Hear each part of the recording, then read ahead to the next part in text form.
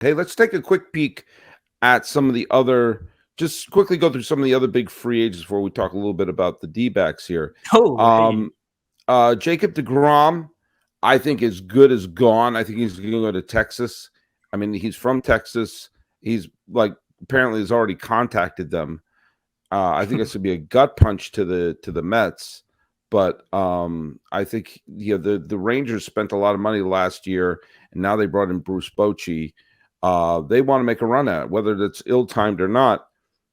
I think DeGrom's is should just start buying a house in Dallas right now.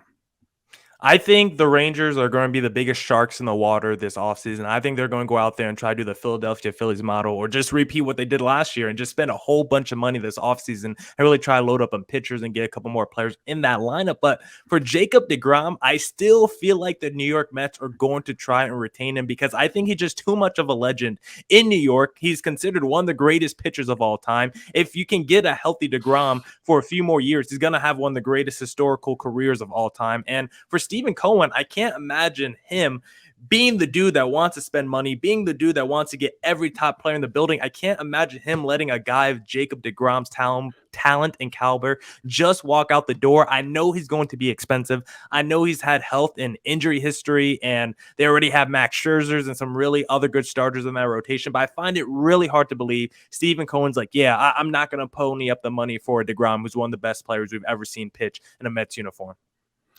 I think you're right, but I still think the Rangers are going to overpay. I think they're gonna offer all the money in the world.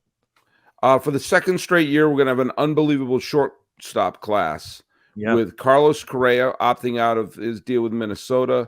Trey Turner is a free agent with leaving Los Angeles for reasons I still don't understand. Xander Bogaerts is a free agent. Why the Red Sox didn't lock up him, I still don't get. And Dansby Swanson is also available. Another world. I mean, you have four shortstops who are not only all-star caliber, not only young enough to still make an impact, but have all been World Series champions, are all available at the same time. Now, let's just go over the four, because the other big free agent is Justin Verlander. He's going back to the Astros. We all know that. You think? Okay. Oh, yeah. Okay. I got a team that he might be able to go to, Sully. Oh, where? If you say Arizona, the show's over. No. It's a team he just brought up. He doesn't even have to leave the state. Why not just go to the Rangers?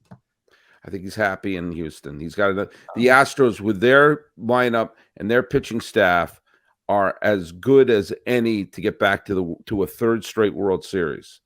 I think he's fine, and he's the only other possibility I think is if he wanted to end his career in Detroit. And I think that ship has sailed. I think he wants to be in another World Series. I think Houston's the place to be, not Texas. Because I don't know what the Astros front office is now doing with all the shakeups they've been doing recently with their GM and their assistant GM and everything. So I don't know how that affects the Justin Verlander market for them. I think he's going to come back for one more year and call it a career and go back to his supermodel wife and count millions of dollars and play with his World Series rings. It's a good life. Fair. He's got a great looking wife over there. Yeah, so you have Swanson, Turner, Correa, and Bogaerts. Yeah.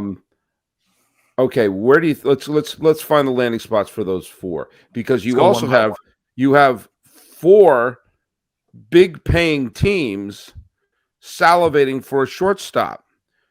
If Bogaerts leaves, the Red Sox need a shortstop. Although they could slide Trevor Story over to short. That may have been their plan. New York, the Kiner Falefa experiment blew up in their face. If Atlanta may want to dip their toe into it, Philadelphia has a hole at shortstop. I'm sure they would like to be able to improve the squad. And if Trey Turner leaves, Los Angeles will need one. And then there are teams like Baltimore, who Baltimore is probably going to want to make a splash, and there's always a surprise team, because who saw Corey Seager and Marcus Semien last year going to Texas? So let's find landing spots for those four. Let's go one by one. Trey Turner. Okay, for Trey Turner, I have here, I think this is going to be the boldest prediction I have for these shortstop predictions, but I think this team is going to be waiting in the wings. This team won the World Series a few years ago, and since then, they basically remodeled their whole roster. We thought coming into last year, they were just tanking, and then by the end of the season, you're like, whoa, how did they finish the last month of the season with like 11 straight wins? This is the Chicago Cubs.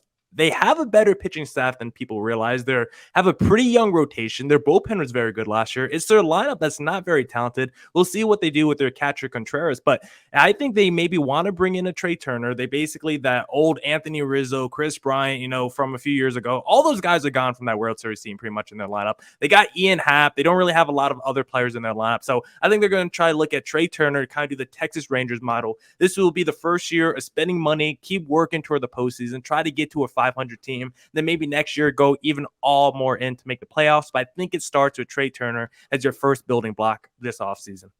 I'm picking him going to Philadelphia. I think he's going to go to the Phillies. I think he'd be a good fit for the Phillies. I think the Phillies got to the World Series a year ahead of time, and they've primed the pump, and they'll put him into the spot. I think it'll be a perfect fit. I'm not discounting what you say with Chicago, but I think that he would be a great fit there. Yeah, and early reports seem to be that the Phillies are like the favorites for Trey Turner because reportedly him and Bryce Harper, two former Washington Nationals guys, might want to reunite again in Philadelphia. Reunited don't feel so good. Meanwhile, Red Sox fans pulling their hair out of their head looking at Xander Bogaerts. What do you think? Yeah, for Xander Bogaerts, unfortunately for Red Sox fans, I don't know what the Red Sox front office is doing. They seem intent on letting their best players walk or trade them while bringing in overpriced guys like Trevor Story. I would have loved for them to get in the Trey Turner market. I think an all-white, up the front from your shortstop and second baseman up the middle of the field. I think that would be pretty interesting. I don't think you see that too much in baseball. But for the Red Sox, I think they're unfortunately going to lose Xander Bogaerts, and I think he's going to the team that you just mentioned, the Philadelphia Phillies, because I think they're in for a shortstop. We already just talked about how they might be in on Trey Turner, but Dave Dombrowski won a World Series with the Red Sox with Xander Bogaerts already as a shortstop, so he's already seen what that man could do. Bogaerts is a big boy. He's a leader in the clubhouse, and he's just so underrated offensively. Like, if you look at Bogaerts' stats among all shortstops, like over the last 5 or 6 years, he's basically one of the most productive shortstops in baseball that we don't talk about. 20-plus home runs, a near 300 average, 800-plus OPS every single season. RBI producer for you. I think he's going to go to the Philadelphia Phillies. The Red Sox are going to lose out on one of their greatest homegrown stars over the last 20 years. I do agree that he's going to go. Red Sox fans, if you want to feel that homegrown superstar feeling, winning World Series titles, buy yourself a Dodger hat because Xander Bogaerts is going to reunite with Mookie Betts. No, Sully. Don't say that. Okay, we got two more. We got Dansby Swanson, and we have Carlos Correa. Where do you have Swanson going? You just threw me for a loop with Bogaerts to the Dodgers. I couldn't imagine the Dodgers. Are you wounded? I'm wounded after that. That sent me for a little tizzy. I'm not gonna lie. I'm a little dizzy after hearing that one. But for Dansby Swanson, he's my least favorite shortstop on the market. I think if you give Dansby Swanson a long-term deal, I think he will be the biggest albatross among all these guys because I like Dansby Swanson, a great defensive player, but I think his offense will tail off by the time he hits his early 30s, mid 30s. I think that's where you'll start to see him start to decline. But if it's like a 5-year deal, I wouldn't be too mad for Dansby Swanson there. But I think he's staying with his team, the Atlanta Braves. I think we all forget to tie the Dbacks in here. They drafted him number 1 overall and then traded him immediately for, I believe, in the Michael Shelby Miller deal. I was like, which one of these young pitchers was it? But yeah, and the Shelby Miller deal, who are just terrible, just atrocious for the D-backs right away. And then Dansby Swanson turns out to be a really good shortstop and one of the best shortstops we see in baseball defensively. So I think he's going to stay with Atlanta. And if Atlanta wants to unload some money after giving Dansby Swanson a deal, I don't know why, but Acuna and the Braves just seem to be so weird. The vibes and the chemistry there seem to be weird. So I think they're going to prioritize the Austin Rileys and the Dansby Swansons of the world. And then I could see a guy like Ronald Acuna potentially getting moved. I think he's staying with Atlanta.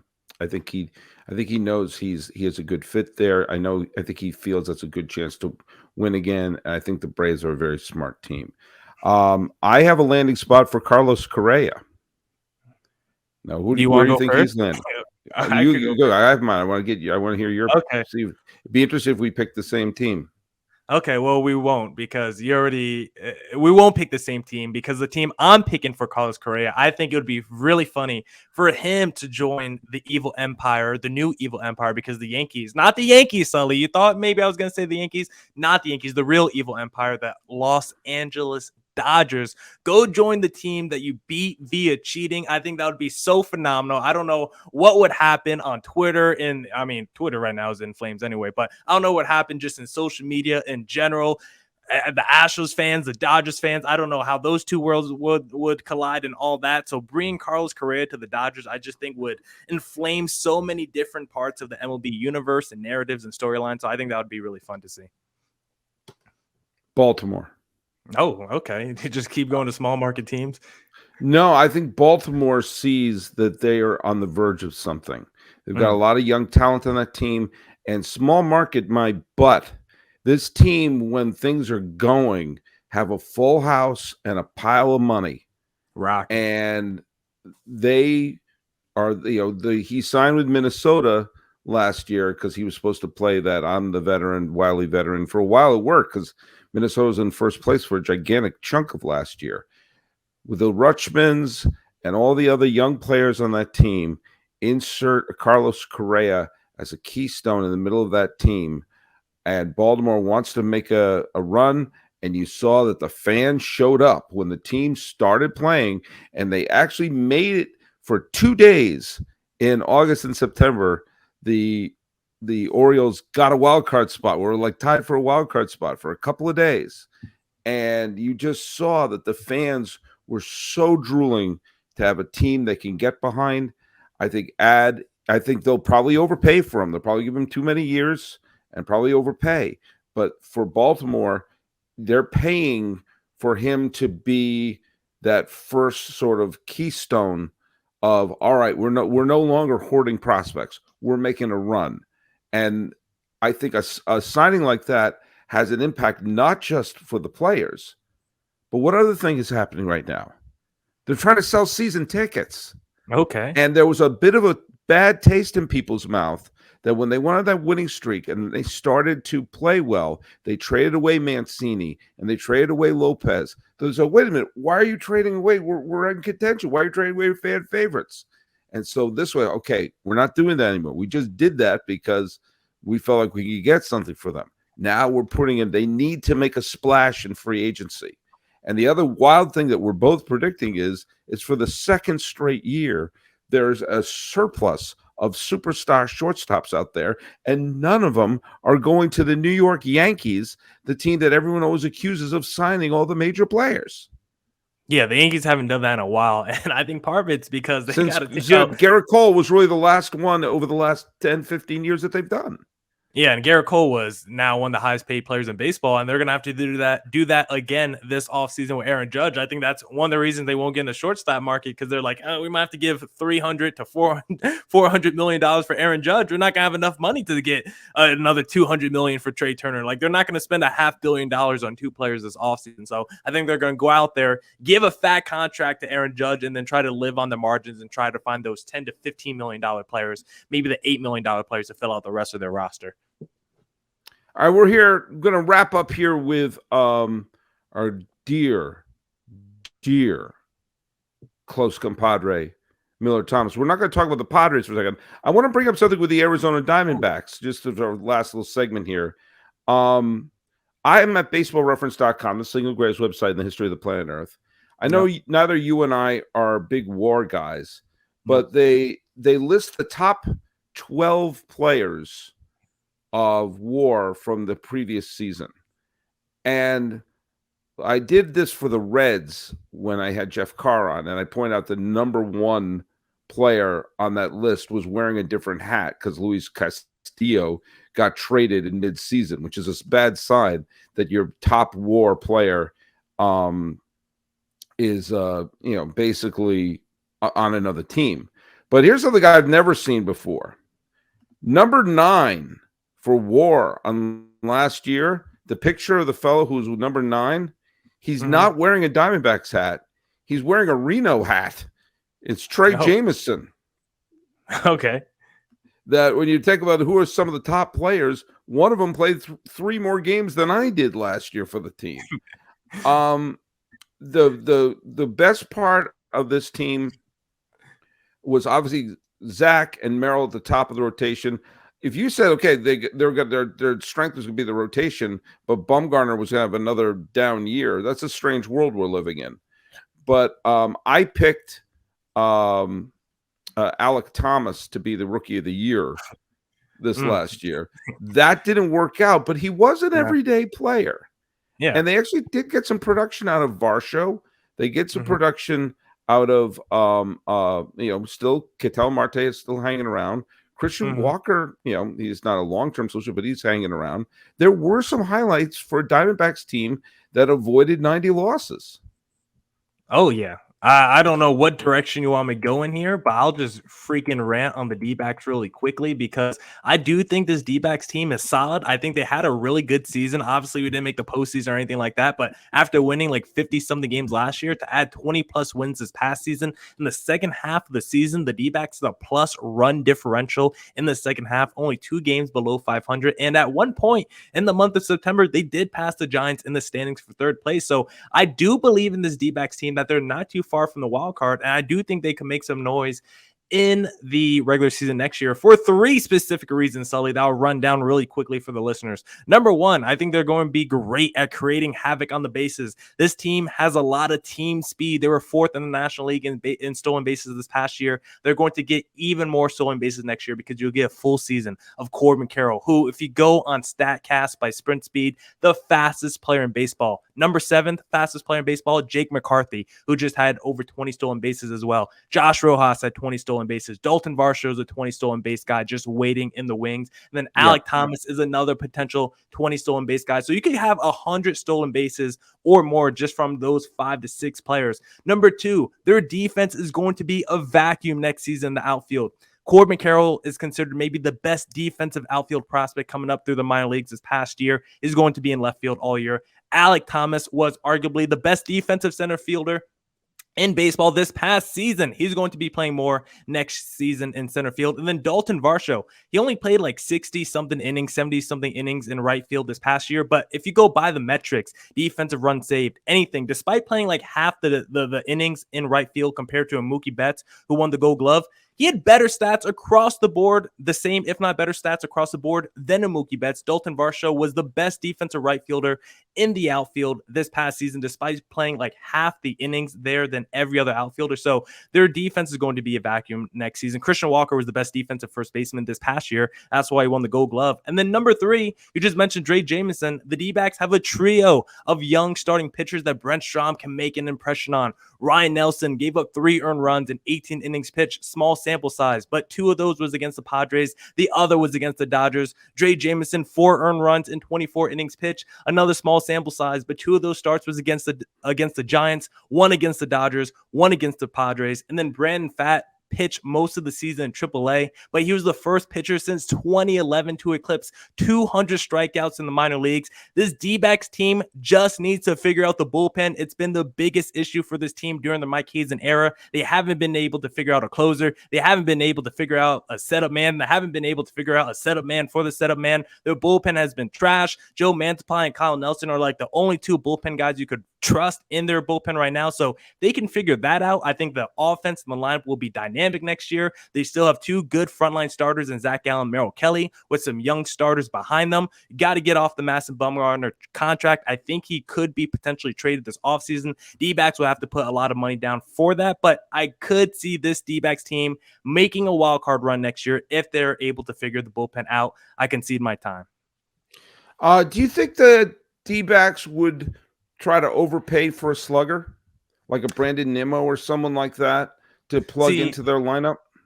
I think it depends what position it is. If it's like a third baseman, maybe a shortstop, I could see maybe a shortstop because I think that's a really weak position for the D-backs. Nick Ahmed and Geraldo Perdomo. If you were going to overpay for a slugger, I think it would be one of those positions. I don't think it would be the outfield because they have such a logjam in the outfield right now with the Alek Thomas, Dalton Varsho, Corbin Carroll, Jake McCarthy. Plus, they still want to call up Drew Jones in the next couple years.